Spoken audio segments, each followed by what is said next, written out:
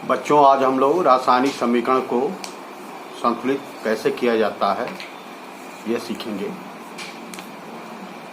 जांच एवं त्रुटि विधि, जिसे ट्रायल एंड एरर मेथड कहा जाता है, जैसे KClO3 पोटेशियम क्लोरेट, ये तीर का निशान बनाया गया है।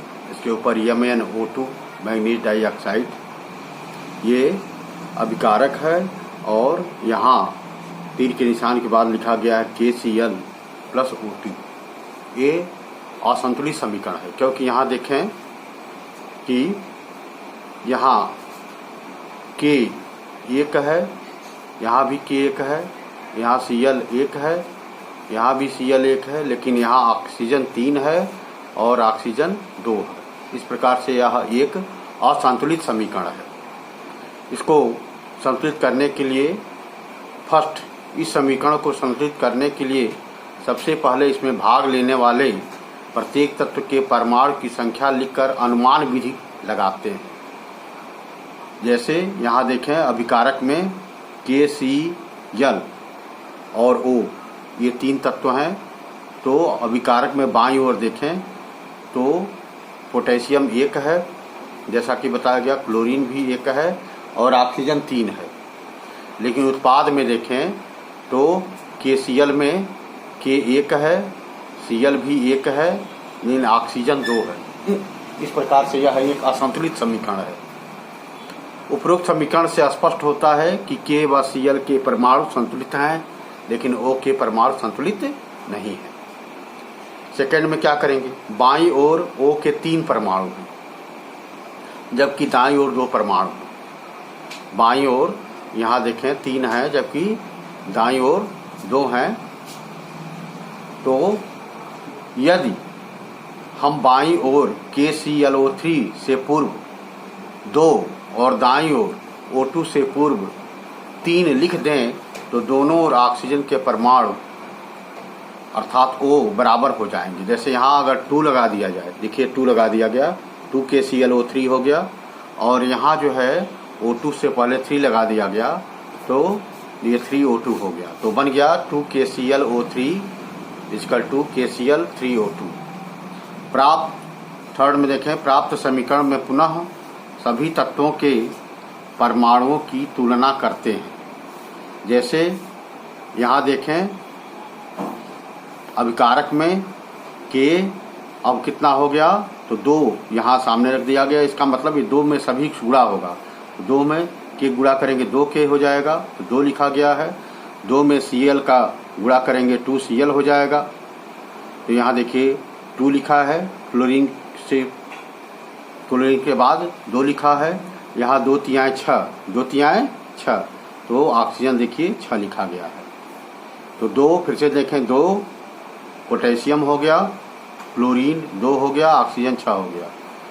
अब उत्पाद में देखें तो यहाँ पोटेशियम 1 है, K सिर्फ है, यहाँ Cl है, ये भी 1 है, 3O2, 3 में 2 का गुणा करेंगे 3 दूनी 6। इस प्रकार से 6 हो जा रहा है। जांच से स्पष्ट है कि K तथा Cl अब असंतुलित हो गए। K और Cl जो है वो तो संतुलित हो गया है, लेकिन K और Cl असंतुलित हो गए हैं, क्योंकि अभिकारक में 2 है, उत्पाद में 1 है। K में और Cl में अभिकारक में 2 है, उत्पाद में 1 है। इस प्रकार असंतुलित हो गए हैं।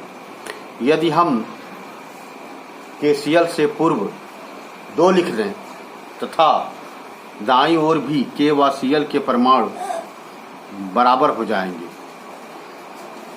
जैसे यहाँ 2 KClO3 है, यहाँ KCl से पहले अब 2 लिख दिया गया, तो हो जाएगा 2 KCl+3O2। अब ये संतुलित समीकरण होगा। जैसे यहाँ देखिए 2K, तो 2 पोटेशियम हो गया, यहाँ भी 2K है, यहाँ 2 Cl, क्लोरीन 2 हो गया, यहाँ भी 2 है क्लोरीन, क्योंकि 2 यहाँ है, तो क्लोरीन में 2 का गुणा होगा, 2 Cl हो जाएगा। यहाँ 2 तिहाई 6 ऑक्सीजन है, यहाँ 3 दूनी 6। तो इस प्रकार से ये संतुलित समीकरण हो गया। पुनः तुलना करने पर हम लोग देखते हैं कि अभिकारक में पोटेशियम संख्या 2 हो गई है, क्लोरीन की संख्या भी 2 हो गई, ऑक्सीजन 6 हो गई, और उत्पाद में भी वही हाल है। यहाँ भी पोटेशियम के 2 हो गया, क्लोरीन भी 2 हो गया, ऑक्सीजन 6 हो गया। अब बाईं ओर स्थित प्रत्येक तत्व के परमाणु की संख्या दाईं ओर के समान है, अतः प्राप्त समीकरण संतुलित समीकरण है।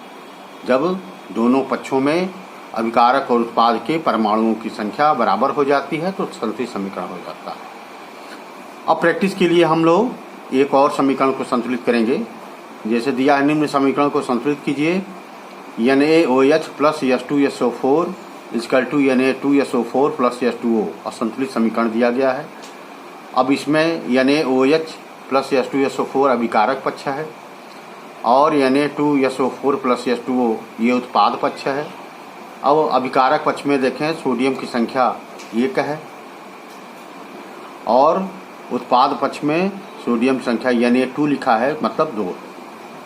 अतः अभिकारक पक्ष NaOH में 2 से गुणा करने पर, तो यहाँ 2 से गुणा कर देंगे हम लोग, तो हो जाएगा 2 NaOH plus H2SO4 equal to Na2SO4 plus H2O। अब अभिकारक पक्ष जो बाईं तरफ है यहाँ देखें और उत्पाद जो है दाईं तरफ देखें, तो हाइड्रोजन के परमाणु देखेंगे तो बाईं तरफ यहाँ देखें हाइड्रोजन ये 2 में H का गुणा होगा, 2H हो जाएगा, यहाँ H2 है तो 2 कितना हो गया, 4 हो गया। उत्पाद में देखें तो सिर्फ H2 है अर्थात 2 रहा।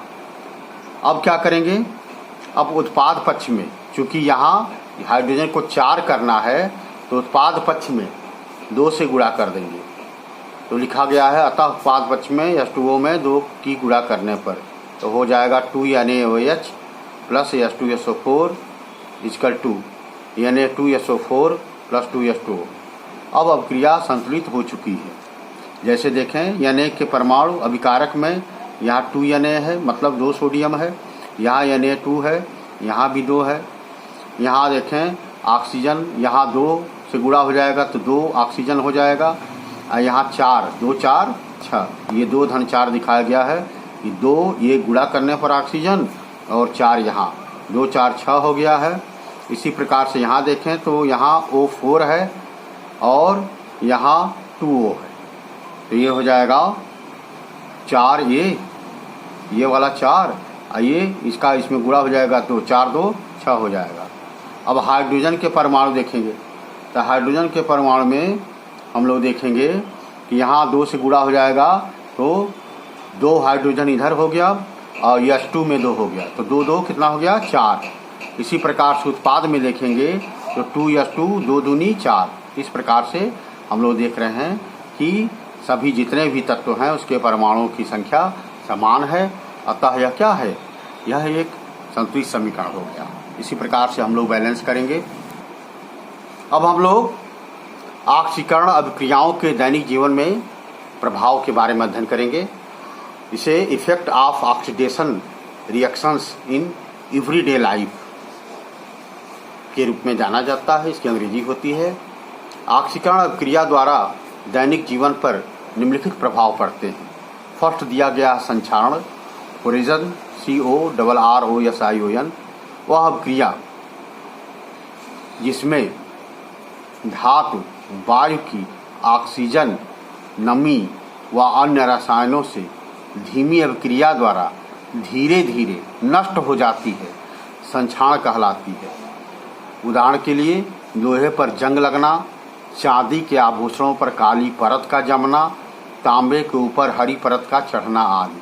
तो संक्षारण का मतलब ही होता है क्षरण होना। और ये किसके कारण होता है, तो वायु की ऑक्सीजन, नमी व अन्य रसायनों की धीमी अभिक्रिया द्वारा ऐसा होता है। संक्षारण के लिए आवश्यक दशाएं निम्न हैं। कौन कौन सी दशाएं होती हैं, तो वायु की उपस्थिति फर्स्ट में दिया गया है, सेकंड में दिया गया है जल की उपस्थिति। माने वायु की उपस्थिति और जल की उपस्थिति संक्षारण के लिए आवश्यक है। संक्षारण को कैसे रोका जा सकता है, तो संक्षारण को धातुओं पर पेंट करके मिश्रित धातु बनाकर या अन्य धातुओं की परत चढ़ाकर रोका जा सकता है। अब ऑक्सीकरण अभिक्रियाओं का दैनिक जीवन में दूसरा जो प्रभाव होता है वो विकृत गंधिता कहलाते हैं, जिसे रैंसिडिटी कहा जाता है, RANCIDITY। खाद्य पदार्थों में उपस्थित तैल व वसा के मंद ऑक्सीकरण से उनके स्वाद तथा गंध का बदल जाना विकृत गंधिता कहलाती है। विकृत गंधिता के लिए आवश्यक दशाएं कौन कौन सी हैं? तो भोज्य पदार्थों को तेल या वसा में पकाने के बाद अधिक समय तक बिना उचित संक्षारण के भंडारित करना, यही विकृत गंधिता है। उदाहरण के लिए तले हुए आलू के चिप्स, पापड़ आदि कुछ समय के बाद यदि कुछ समय के बाद रख दिया जाए तो बदली हुई गंध व स्वाद उत्पन्न करते हैं। उनकी गंध बदल जाती है, जो गंध होनी चाहिए नहीं होती है, और उसका स्वाद भी बदल जाता है। ये विकृत गंधिता के कारण होता है। विकृत गंधिता रोकने के लिए आवश्यक उपाय निम्न हैं। उपाय बताया गया है कि कौन कौन से उपाय हैं। तो फर्स्ट में दिया गया है वायुरोधी पदार्थों में खाद्य पदार्थों को रखना। जहाँ वायु न हो, वायुरोधी माने जहाँ वायु न हो, उन पदार्थों में खाद्य पदार्थ को रखना चाहिए। सेकेंड में दिया गया है पके भोजन को कम ताप पर व ढक कर रखना, जिसे फ्रीज में रख दिया जाता है। पका हुआ भोजन कम ताप पर रखना चाहिए, ढक कर रखना चाहिए। थर्ड में दिया गया है आलू के चिप्स जैसे भोज्य पदार्थों को किसी कम क्रियाशील गैस जैसे नाइट्रोजन के साथ पैकेटों में भरना। तो जैसे हम लोग चिप्स खाते हैं तो उसमें देखिए फूला रहता है और उसमें चिप्स बहुत कम होता है, तो जो फूला रहता है वो जो है कम क्रियाशील गैस जैसे नाइट्रोजन है वो उस पैकेट में रहता है। तो काफ़ी समय तक, अब चाहे जितना, जैसे दुकानों पर काफ़ी समय तक रहता है तो काफ़ी समय तक उसी अवस्था में माने शुद्ध बना रहता है, खराब नहीं होता है नाइट्रोजन के कारण। चौथा है खाद्य पदार्थों तथा पके हुए भोजन को सीधे सूर्य के संपर्क से बचाकर, जो खाद्य पदार्थ है और पके हुए भोजन है उसे जो सूर्य का प्रकाश है तो उसके संपर्क में ना आने पावे, ये कोशिश करना चाहिए। भोज्य पदार्थों में प्रति ऑक्सीकारक मिलाना, ये पांचवा है कि भोज्य पदार्थों में एंटीऑक्सीडेंट मिला करके जैसे BHA, ब्यूटाइलीकृत हाइड्रोक्सी एनिसाल अगर मिला करके रख दिया जाए तो भी विकृत गंधिता नहीं होती है, अर्थात उसको दूर किया जा सकता है। वो अध्याय 1 समाप्त हो गया है। अब आप लोग पूरा इसको जो है विधिवत देख लेंगे और हम लोग कल से दूसरा अध्याय पढ़ेंगे जो कि है अम्ल, क्षारक एवं लवण। धन्यवाद। इसको शेयर करें और सब्सक्राइब करें और विधिवत अध्ययन करें। धन्यवाद।